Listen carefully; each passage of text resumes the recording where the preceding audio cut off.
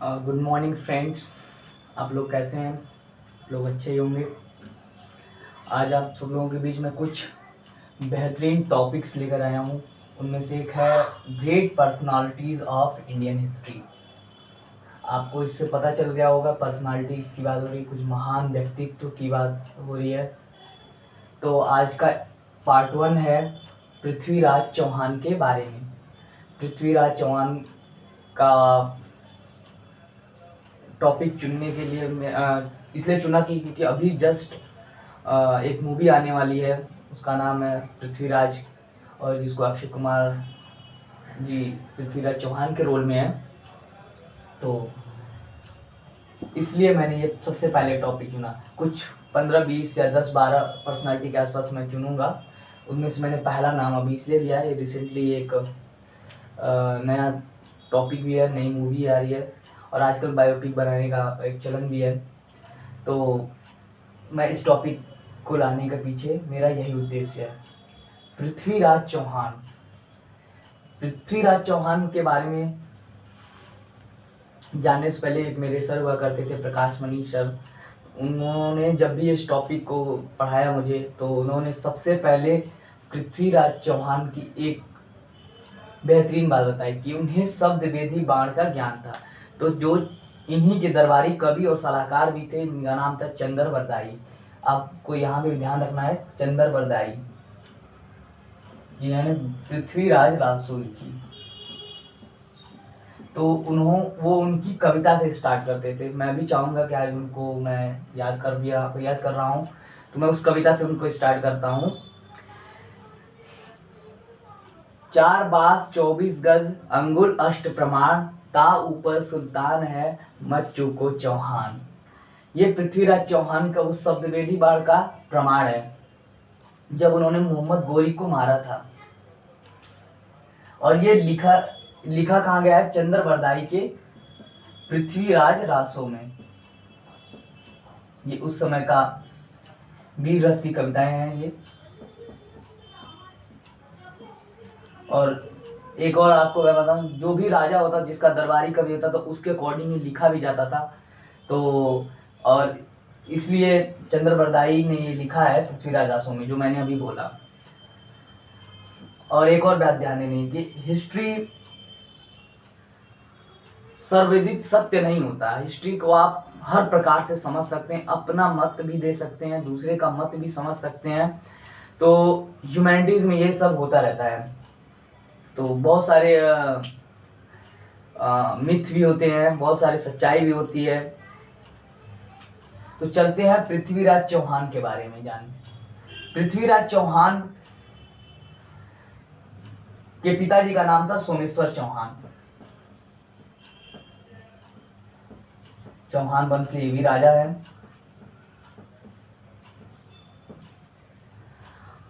इनकी मृत्यु हो जाती है 1165 के 64-65 के आसपास। तुरंत इनको राजा बना दिया जाता है, केवल 11 वर्ष की उम्र में। आप समझ रहे होंगे ये उम्र कितनी कम है किसी को राजा बनाने के लिए। मतलब आज के अगर बच्चों को ले लिया जाए, तो शायद आज का बच्चा 11 वर्ष की आयु में 5 या 6ठी क्लास में होगा, जो शायद अपना होमवर्क भी ठीक ढंग से नहीं कर पा रहा होगा, या कर भी ले रहा होगा तो कोई बात। लेकिन कहने का मतलब है कि मतलब इतनी छोटी सी आयु में उन्हें राज सिंहासन मिल गया, तो कितनी बड़ी बात थी। और इनके बारे में एक और वक्तव्य है, एक और कथन है कि ये शुरू से ही बहुत ही तेज तर्रार थे, बहुत ही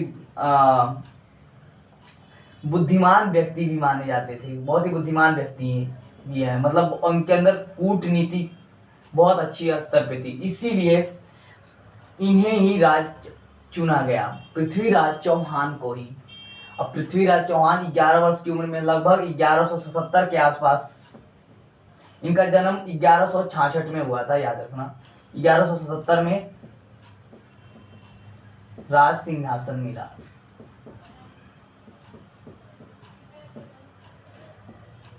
जन्म इनका 1166 के आसपास हुआ था। अब क्या सही है मैं बता नहीं सकता, बहुत सारा मतभेद है कि इनका एज 1164-65 भी बताया जाता है, और कितने लोग मृत्यु उनकी बताते हैं 34-35 साल की एज में हुई थी, और बहुत सारे इतिहासकार बताते हैं कि 28 से 30 वर्ष की आयु में ये इनकी डेथ हो गई थी।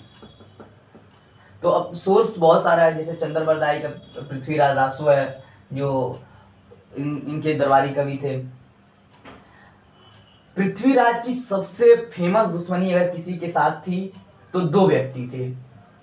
उस दोनों व्यक्ति का नाम, एक था जो इनका इंटरनल मैटर होता है, जिसको कह सकते हैं हमारा इंटरनल मैटर आपस में ही सुलझ जाएगा, जयचंद।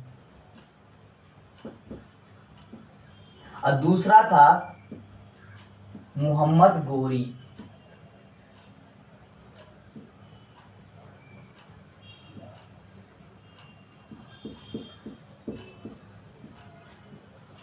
ये जयचंद कन्नौज, आज के कन्नौज, आज का कन्नौज आपको पता ही है, इत्र नगरी भी इसको बोला जाता है। जयचंद की सीमा लगभग उत्तर भारत के बहुत सारे बड़े क्षेत्रों पर थी। इन बनारस में भी, बनारस तक फैली हुई थी, उधर बनारस तक, नीचे मध्य प्रदेश का, थोड़ा सा राजस्थान का, भरतपुर का इलाका भी थोड़ा सा जो था वो इनके ही क्षेत्र में आता था। इनकी एक पुत्री थी, अभी उसके बारे में चर्चा होगी, संयोगिता। आपके मन में कुछ उल्लास हुआ होगा कि हर्ष विनोद आया ही होगा संयोगिता का नाम सुनकर के, बहुत सारे लोगों को अपने मन में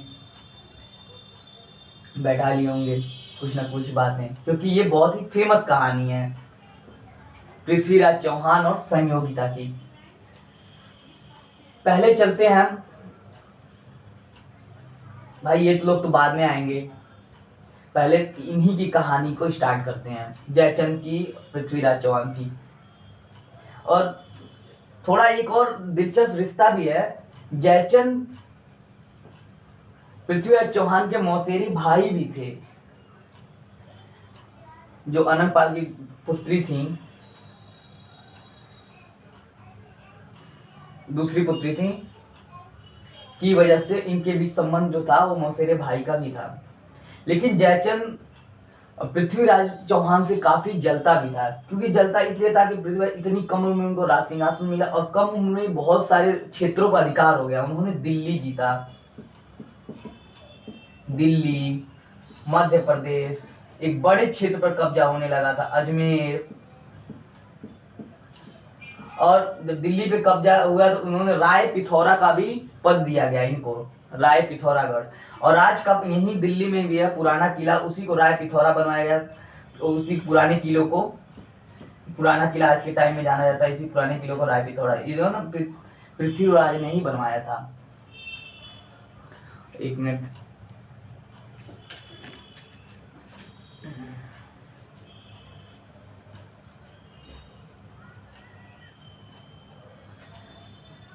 अब चलते हैं पृथ्वीराज और संयोगिता के स्वयंवर की तरफ।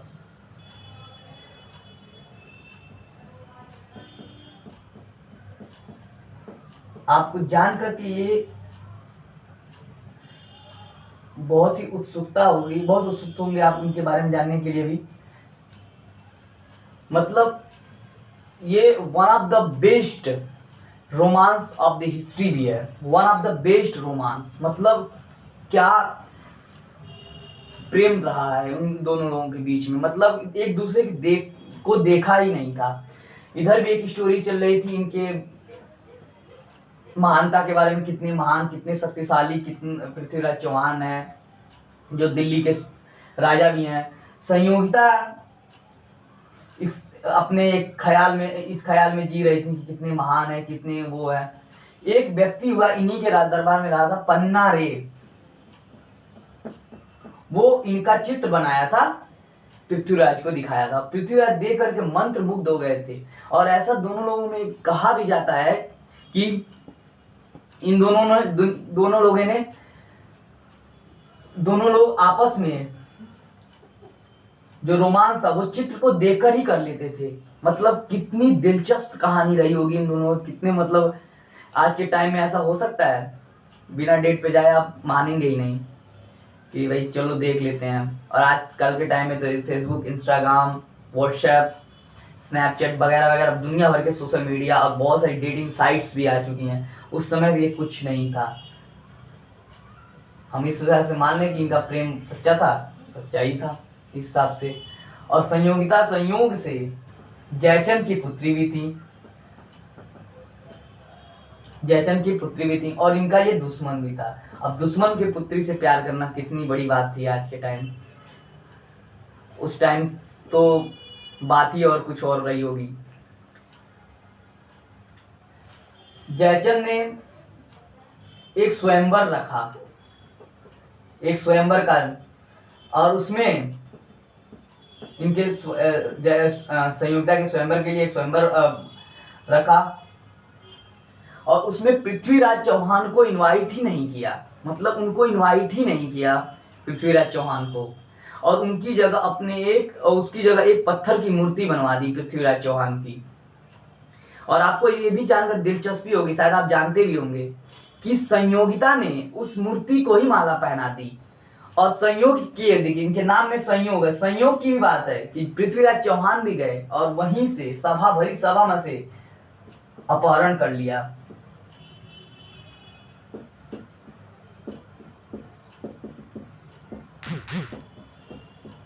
भरी सभा में अपहरण।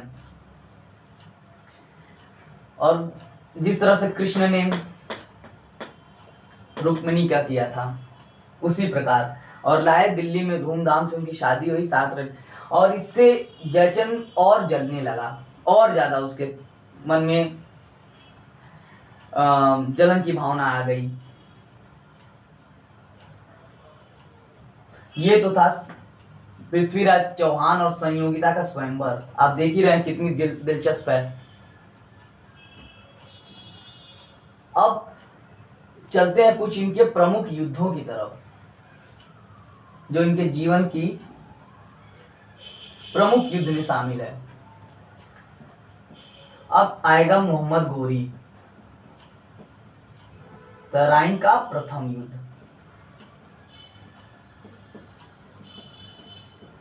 $1191 किसके साथ है? गोरी के साथ। गोरी गुरिद बंद का सुल्तान था। गुरिद बंद आज के टाइम में अफगानिस्तान में मिलता है। और पृथ्वीराज चौहान के बाद इतनी बड़ी सेना, 3 लाख की, लगभग 3 लाख से ऊपर की सेना थी। उसके अलावा 250 से 300 हाथी सवार भी थे, हाथी सैनिक भी थे, कुछ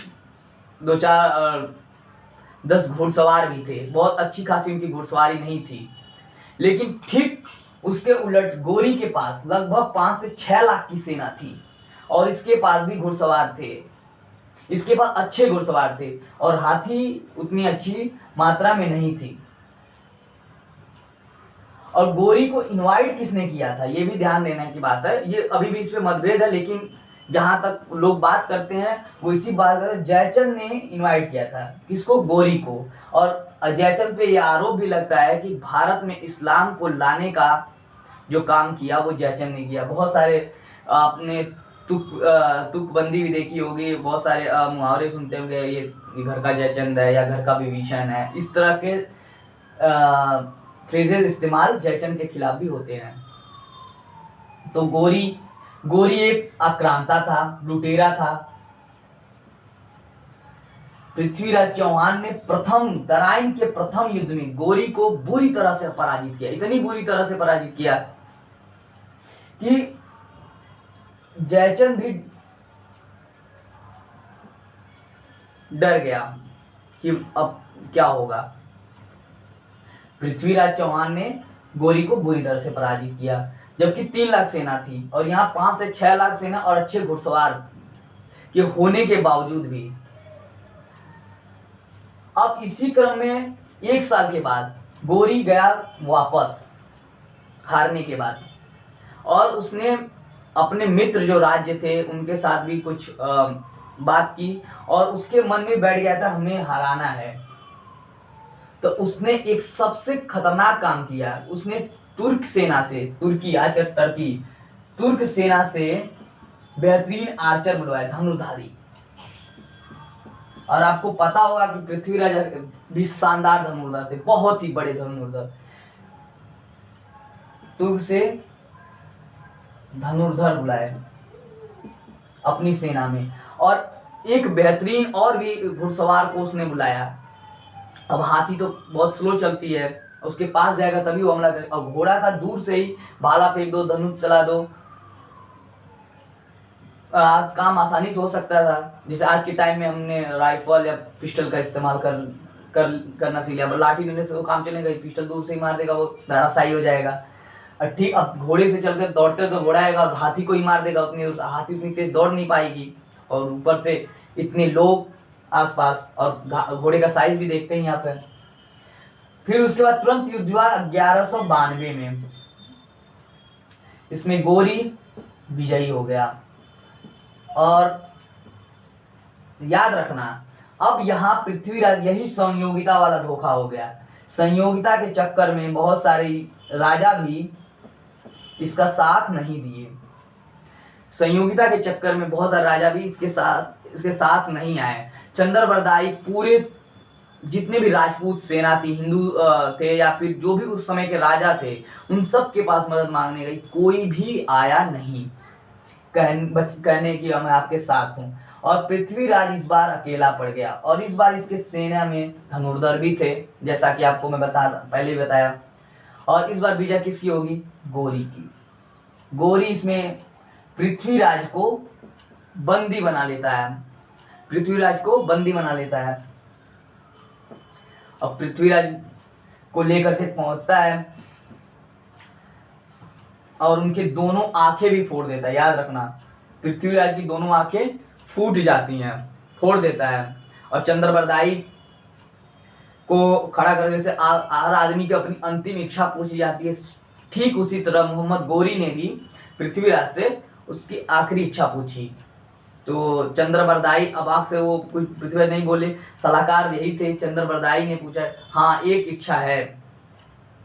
वो जा करके पृथ्वीराज से कुछ बताते हैं चंद्रबरदाई। और वो फिर अपना बोलते हैं, मैं आखिरी बार अपने धनुष और बाण को चूमना चाहता हूँ, छूना चाहता हूँ और चलाना चाहता हूँ। कुछ ऐसी बातें आई। अब ठीक वैसा ही इंतजाम किया गया, उनके हाथों में धनुष और बाण दिए गए। अब जैसा कि पहले से ही कान में कुछ फुसफुसाहट हो चुकी थी पृथ्वीराज के चंद्रबरदाई के द्वारा, उसके बाद वो एक कविता पढ़ते हैं चंद्रबरदाई।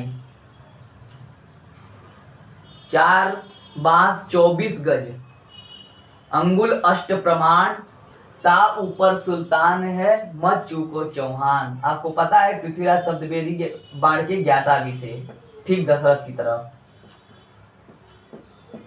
और इन्होंने तुरंत चला दी इस गोरी को, और गोरी को जाकर के लगा। और ये यहीं जाकर के कुछ मतभेद हो गया कि गोरी मरा नहीं, गोरी जिंदा था।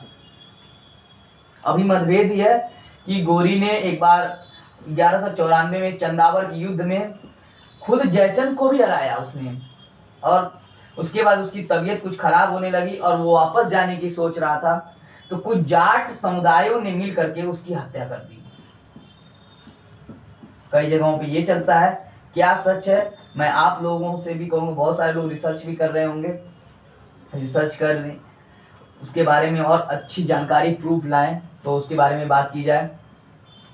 जाट समुदाय ने इसकी हत्या कर दी, जहाँ तक इसकी बात ज़्यादातर लोग भी करते हैं, क्योंकि अब पृथ्वीराज रासों पे डिपेंड पूरी तरह से नहीं रहा जा सकता। और भी कवि और भी लेखक थे और इतिहासकार अपने अपने तरीके से जो भी बात कहते हैं, और जो सर्वमत हो जाता है उसको मान लिया जाता है।